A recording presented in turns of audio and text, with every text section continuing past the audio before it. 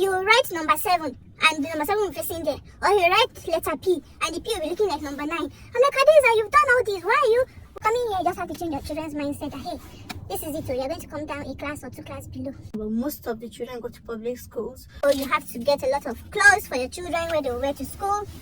Your children have to dress neatly, no offensive language on their clothes, no skimpy wears. And hello beautiful people, welcome back to my YouTube channel. I'm here again, I'm back again. So from the title of this video, you know what it's all about. It's all about people that are relocating with their children from their home country to Canada or to any other country abroad that has similar education system. So there's really a lot of questions surrounding it. What class would my child be? My child is so and so age. Would they be able to start school? What class would they be in Nigeria? They're in JS1, JS2 when they come. All those questions, I'll try to answer them here. So as you may know, or if you don't know, I have 3 children of my own. I have 3 children, 12 years old, 10 years old, and a 7-year-old. In the order of girl, boy. Yeah. Before coming from Nigeria, of course, I'm a Nigerian immigrant from... I'm an immigrant from Nigeria, and I landed here as a PR, permanent resident, in 2022. So I had similar issues, similar questions, similar concerns, and I had to ask my relatives over here, I had to ask friends and all that. So for what you should have in mind is that your children's school is determined by their ages. The class that they're going to fall into depends on what age they are, depends on their ages, of course. So that's the primary thing, because most people want to know their class, what class they will be in. So one shocking thing which I got to realize is that coming from Nigeria, you bring your children here, your children are going to go a step below. If you haven't unlucky, or how will I put it, you'll be 2 steps below, because somehow the Nigerian education system is the kind of advanced, the kind of fast, it's fast paced, you understand. So like my child, my 7-year-old child now, he was 6, he clocked 6 exactly 6 when we landed into Canada, and as at then he was already in primary 2, he was already doing a lot of things, you know. But when we came, we had to go back to grade 1. It was really a shock. My 11-year-old child as at then was already in JS1, and she had to come back to grade 6. Then my 9-year-old child as at then was already in primary 5, and she had to come back to grade 4. So they all came a step down. Of course, nobody's going to, I don't think any child is going to bother, is going to mind coming a step below, knowing very well that they're going to be relocating. So I don't think they will care about that. By the way, this video was prompted by an immigrant. She's coming into Canada in April, and she's already reaching out, asking questions and all that. So from my YouTube channel, she's able to contact me. She's one of the people who have been contacting me, you know, asking questions. So in her own case, she's already gotten PR and she's coming in April, so she's asking questions. So I answered the question, and that's what prompted this video. So first of all, I'm going to be talking about your school your child will go to is determined by your location. It determines by where you eventually get your house to rent. So they make it in such a way that they wouldn't want a child to be living far from the school. So they get, in case of maybe using the school bus or proximity to the school. So there are a lot of schools, especially where I'm staying here in Winkler. There are about 5 or 6 elementary schools. So if you get a house, the school around there is where you're going to enroll your child. So they get enrolled. In case of school, if they have to use a school bus, the school bus would not want to go out of the perimeter of that area, you understand. And if they have to trek to school, it shouldn't be far. So there's this kilometer reading or something that they use to determine which school your child will go into. So if you are particular about a particular school, maybe your relatives are already here in Canada, the children are already in a particular school, and you want your child to also be in the same school, then you have to be deliberate enough to get a house close to your relatives. It should be in the same perimeter. With the way housing issue is in this country, I don't think you have a choice. If you even get a house, you'll be lucky. So yeah, it is what it is.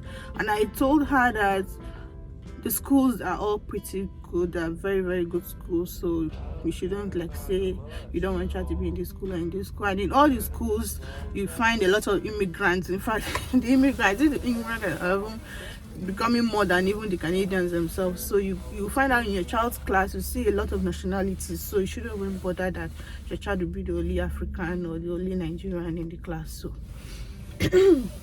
my voice is shaking, this car is cold. Okay, secondly, which I've already talked about, the class a child is going to be is determined by the age. So for a child that is 6 years old, a 6-year-old child, as at September of that year is 6 years old, is going to be in grade 1. So 6 years old to 11-year-old will be in grade 1 to grade 6. Yeah, so the 11-year-old will be in grade 6, the 10-year-old will be in grade 5, the 9-year-old will be in grade 4, the 8-year-old will be in grade 3, the 7-year-old will be in grade 2. My son is already 7 and he's in grade 2 now. So from 12 to 18, the same thing. So from 12-year-old they'll be in grade 7 up until grade 12, that is around 18. Yeah, 18 years old will be in grade 12. Yeah, and afterwards they go to college. If you want to go to college, if you want to continue school, or that's another ball game entirely, but that is where it ends. And if you have a child below the age of 6, a lot of parents are coming in with children below the ages of 6. Then if they are 5-year-old, they could enroll in KG, that's kindergarten, or you get a daycare for them. They're government run daycares, they're privately managed ones and all that. So if you want to get the one that has discounts, like, you know, you get the one managed by the government. And for that one, the waiting list is usually very, very long. You have to start the process for coming. If you have relatives, you could tell them about putting your child in the waiting list or something like that. So your child starts school from 6. So the issue of my child is 6 years old, is going to be 6 years old in November, he's 6 years old in January, but at September of that year the child has to be must have clicked the age of 6. Also, another question she was asking was about when and if they land anytime, can they enroll? Yeah, anytime you land with your children, you can begin the school runs from the next week. So in my own case, we came in when it was about, I think, 2 weeks to Christmas holiday or something, and we enrolled our children. They put them in their class. I just wanted them to feel the class before they go on break. Then when they resume, they should resume as old students. They shouldn't resume as brand new students. And they were kind of anxious to resume school, so we registered them, and then they resumed school a few weeks to vacation.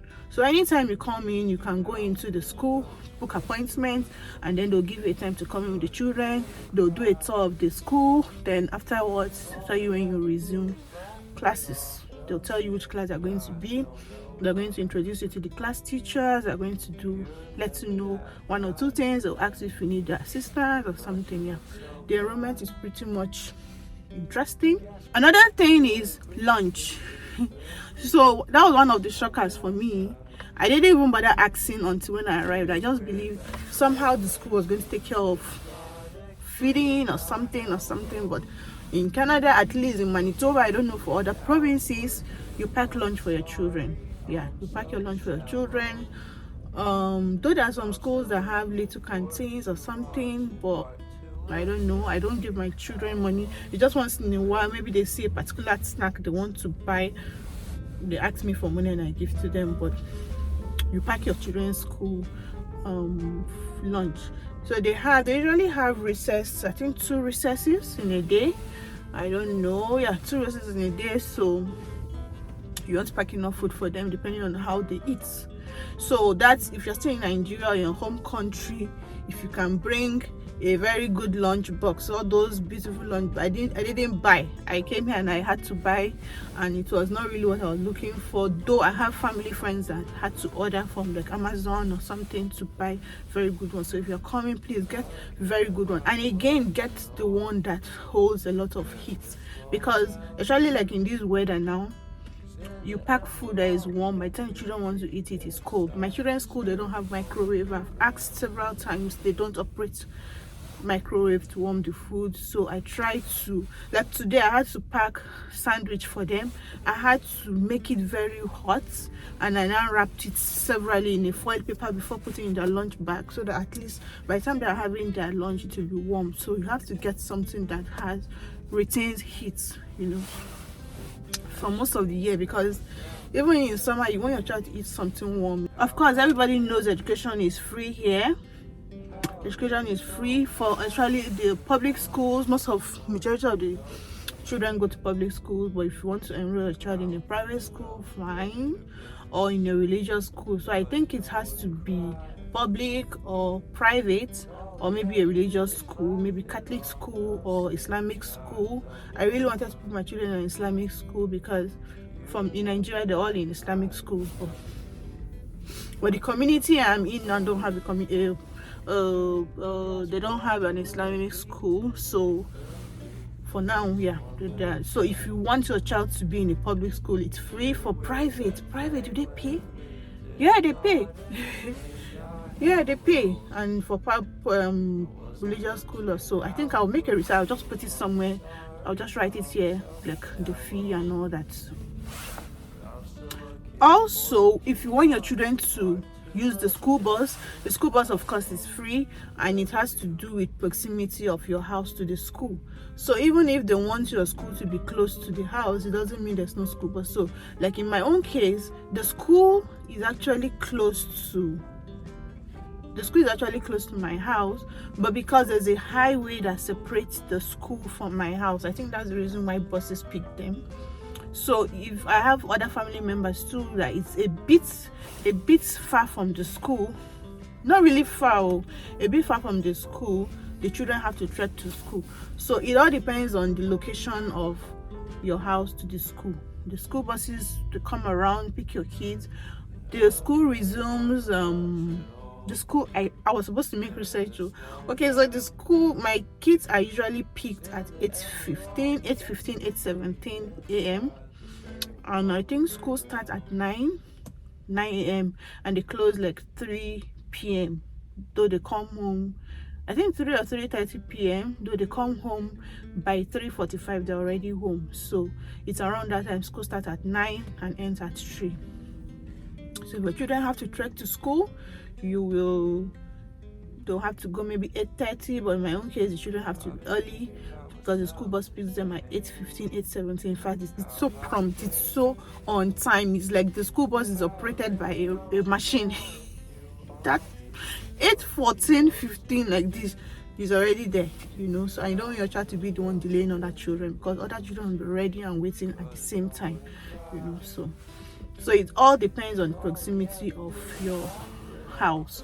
So in a situation whereby it's winter and your children have to trek to school, oh boy, it's not funny, because they have to dress extra, you know.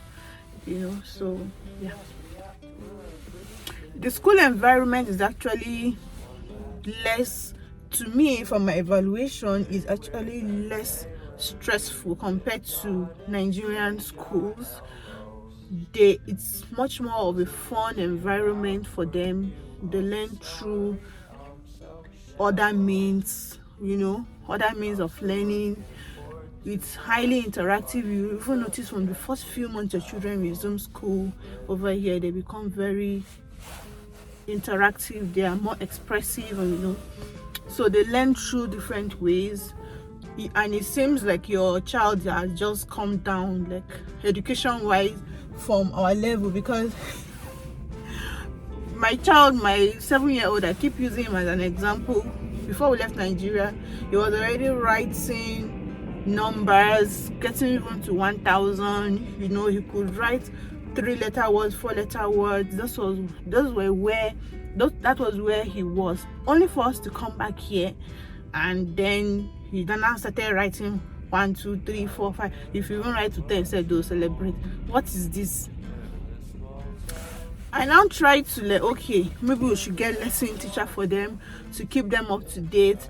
I was not reasoning that up to date with what? This is their new life now. By God's grace, this is where we are. When they're not going back. So why would I be speeding up their brain when even the school, where they are in Nigeria, they'll get there in the next 2 years? So why should I stress by paying lesson teacher for what? Are they going to write common entrance in Nigeria and go back to Nigeria? I just felt there was no need. Let's allow the brain to rest, because Nigeria is hard enough. The school environment hard enough. My child, I was in JS1. You need to see her school bag in Nigeria. Assignment upon assignment, that is the parents that eventually be the one to do the assignment. Stress, like coming here. Even my child in grade 7 right now, she came home one day, was telling me that they just started doing decimals, multiplication or division of decimals and all that. This was something she had done right from grade class 4, primary 4, primary 5 in Nigeria, and that's what they were just doing. And she was telling her teacher that they've done all this in Nigeria and all that. She was like, wow, that's impressive. So it means she was going to be leading the class, and it was like a walkthrough for her, you understand?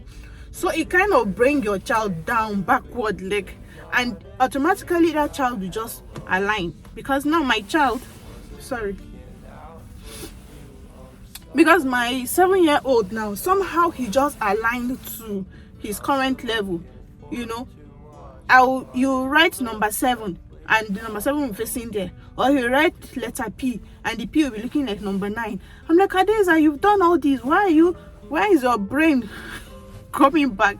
But I just got to understand that it's his current situation now. Somehow, when there's no practice, no continuity from what you have learned, somehow you tend to like drop. I just felt okay. Gradually, he has to align with his current situation, his current life, and then they move from there. So and it's not as if he has even learned more in terms of like current affairs, social studies, history, vocabularies. He has really improved in other areas. So the ones that we were really hammering on, mathematics, English, there are other things he has learned, and we can see a lot of improvement. So coming here, you just have to change your children's mindset that, hey, this is it, you're going to come down a class or 2 classes below. Because even in Nigeria, you see 5-year-old that is already in not just primary 2, like, it's stressful. So let their brain rest, let their brain breathe, like, So the school, of course, they come in mufti. They don't dress, they don't wear uniform for public schools. Private schools, they wear uniform, everything has to be uniform, but most of the children go to public schools. And over here in Winkler, there's no private school. No private school, all is public school for Winkler people watching. So you have to get a lot of clothes for your children where they will wear to school. Your children have to dress neatly, no offensive language on their clothes, no skimpy wears and all that, but you wear mufti to school. Very interesting. And even sometimes I still make mistake. I say, go and arrange your school uniform for tomorrow. It was nice to make that mistake. So they wear mufti, and they like it. Especially my second daughter, that is very, very fashionable. Like, she will dress, Mom, does this go? Does this match? I'm like, where are you going to? Are you going for party? Why are you concerned about your dressing? You're just 10, Meanwhile, her elder sister will just wear something and just something, and then you are now becoming a sissy. Go and do something. Even this morning, her hair, she just took the hair inside cap and everything was looking. I said, go and arrange it now. Go and look like a babe. What is all this? So, they were up to school. I'm diverting already. The school is really engaging, very, very engaging. They always want the children and the parents to always engage with the teachers. They always, so you cannot afford to not attend your children's programs. If they have programs in school, once in a while they call you in for parent teachers association. You cannot now afford one of the parents to not be going. It's not allowed. It's not you don't even want to wala, if you know what I'm talking about. It's just so impression like you don't really pay attention to your children or so. Assignments, nothing like assignment, homework that I always used to say the assignment teachers give our children in Nigeria is not the children you are giving assignment to, it's us, it's the parents. Yeah, you will give one child one assignment that will come and embarrass the parent. All these quantitative aptitude or all those things that look for the missing number. How will I know the missing number? I forgot. I've done this thing since primary 4. I'm in my early 40s. What is this? You teach a child something in class, then it's me at home that you did not teach, you be giving that assignment to do. Because that's an assignment, they'll bring it to me. In fact, my husband back in Nigeria, they do assignment. Like, wait for your mommy will do it. Like, because some parents don't even have the patience to do all those assignments. It's not easy. So back here, there's nothing like assignments. So far, I've not done any assignment for my children. It's one day my eldest child in when she was in grade 6, was like, Mommy, I have an assignment. I'm like, oh, really? What's the assignment? That they told her that by 7 p.m. she should go outside and look at the position of the sun and write what she noticed. I said, is that the assignment? That was the assignment, I told you. Then my son, because he was struggling with some numbers, I told you one will face here, one will face there. So they just told him to rewrite it at home. Then they give him some library books for me to be reading for him to increase his spelling and all that. That was just it. So it's a lounging thing. I know when it advances to higher grades, maybe grade 9 or so, the assignment will increase. I know college, I learned the higher grades are more intense, but for children, then you should know you're going to be relaxing. Alright, so I hope I have been able to answer some burning questions you may be having when you're coming here with your children. I hope so. If I have not, you can put it in the comment section. I'll try to answer your questions, and if you have anything to add, anything I've made a mistake on, please correct me in the comments for other people to learn. I know anybody watching this video is either relocating or have relocated or is planning to, or have bought their tickets and all that. Yeah, so I'm hopeful you learned something from this video.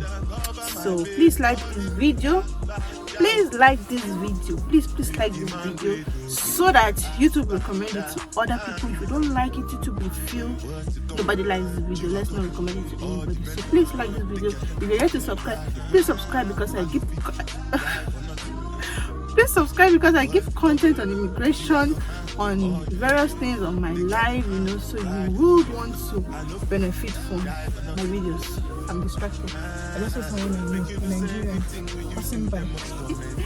Alright, see you guys in my next video. Bye.